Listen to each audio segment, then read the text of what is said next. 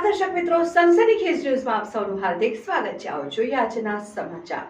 મહાત્મા ગાંધીની 155મી જન્મ જયંતિ નિમિત્તે વડોદરા શહેર કોંગ્રેસ સમિતિ દ્વારા ગાંધી બાપુની પ્રતિમાને પુષ્પાંજલિ અર્પણ કરવામાં આવી। રાષ્ટ્રપિતા મહાત્મા ગાંધીની 155મી જન્મ જયંતિ નિમિત્તે ભારત સહિત સમગ્ર વિશ્વ બાપુને યાદ કરી રહ્યું છે। ખરેખર 2 ઓક્ટોબરનો દિવસ ભારતના ઇતિહાસમાં વિશેષ મહત્વ ધરાવે છે। સ્વતંત્રતા દિવસ અને પ્રજાસત્તાક દિવસની જેમ જ 2 ઓક્ટોબર પણ રાષ્ટ્રીય તહેવારની જેમ ઉજવવામાં આવે છે। આ દિવસ ઇતિહાસના પન્નામાં દેશની 2 મહાન હસ્તીઓનો જન્મદિવસ તરીકે નોંધાયેલો છે। રાષ્ટ્રપિતા મહાત્મા ગાંધીનો જન્મ 2 ઓક્ટોબર 1869ના રોજ ગુજરાતના પોરબંદરમાં થયો હતો। ત્યારે વડોદરા શહેર કોંગ્રેસ સમિતિ દ્વારા ગાંધીનગર ગૃહ ખાતે આવેલા ગાંધી બાપુની પ્રતિમાને પુષ્પાંજલિ અર્પણ કરવામાં આવી। કાર્યક્રમમાં કોંગ્રેસના પ્રમુખ, વિપક્ષના નેતા, કોંગ્રેસના કાર્યકર્તાઓ ઉપસ્થિત રહ્યા હતા અને ગાંધી બાપુની પ્રતિમાને અર્પણ કરવામાં આવી હતી પુષ્પાંજલિ। રાષ્ટ્રપિતા જેમને આપણે બાપુ તરીકે ઓળખીએ એવા મહાત્મા ગાંધીની જન્મ જયંતિ, અને આ મહાત્મા ગાંધી એટલે એવી એ હસ્તી છે કે જેમના માટે કહેવાય કે દે દી હમે આઝાદી બીના ખડક બીના ઢાલ, સાબરમતી કે સંત તુને કર દિયા કમાલ। અને હમણાં આ બાળકો, જે છોકરાઓ સ્કૂલના જે ભજન ગાતા હતા, આજના સમયમાં આ ભજન જે સત્તામાં બેઠા છે આ લોકો યાદ કરવા જોઈએ કે વૈષ્ણવ જન તો તેને કહીએ જે પીર પરાઈ જાણે રે, પર દુખે ઉપકાર કરે તોય મન અભિમાન નાણે રે। આ તો વડોદરા શહેરને સત્તા પક્ષે પાણીમાં ડૂબાડ્યું, તે છતાં પ્રજાનું દુઃખ દર્દનો હિસ્સો ના બન્યા અને સત્તાના નશાના અભિમાનમાં જે આ લોકો છકી ગયા છે, આ લોકો જે સત્તામાં બેઠા એમને ગાંધી વિચાર જોડે કોઈ લેવા દેવા નથી।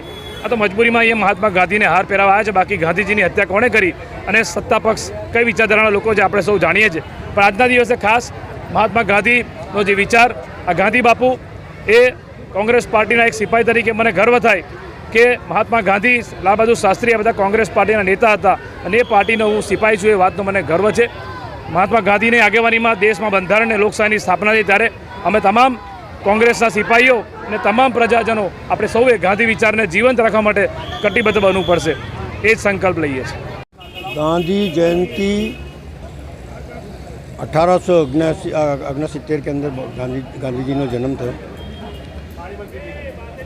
ગાંધી એક વિચારધારા બની ગઈ। એનું કારણ એવું છે કે જ્યારે ભણતા હતા ત્યારે જે એમનું અપમાન થયું, અને દરેક ક્રાંતિ દેશમાં જે આવી છે, દુનિયામાં જે આવી છે ક્રાંતિ, કાં અપમાનના લીધે આવી છે, કાં એનો હૃદય ઘવાયો છે ત્યારે ક્રાંતિ એક નવો જન્મ લે છે। મહાત્મા ગાંધી ભણતા હતા ત્યારે અપમાન થયું, દેશમાં આવી અને જોયું કે દેશવાસીઓનું અપમાન થઈ રહ્યું છે, એમના પર અન્યાય થઈ રહ્યો છે, એમના પર અત્યાચાર થઈ રહ્યો છે। એટલે અસહાય આંદોલન એમણે શરૂ કર્યું બિહારથી, અને પછી સૌથી મોટું આંદોલન જો એમના જીવનમાં સ્વરૂપમાં આવ્યું હોય તો એ નમક આંદોલન। એમણે જોયું કે દેશની અંદર, અમારી દેશની કુદરતી પેદાશની અંદર આ લોકો ટેક્સ લગાવ્યો છે, એટલે આ આંદોલન થયું।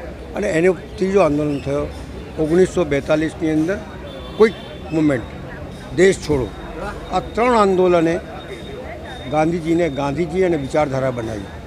એ જમાનામાં જ્યારે કોઈ બોલી શકતું નહોતું અંગ્રેજોની સામે, ગોળીઓથી વીંધી નાખતા હતા, ફાંસીને માછડે ચડાવી જતા હતા, લાઠીચાર્જ કરતા હતા, કોઈ બોલવાની હિંમત નહોતા કરતા, ત્યારે એમને એક નવી વિચારધારાનો જન્મ આપ્યો।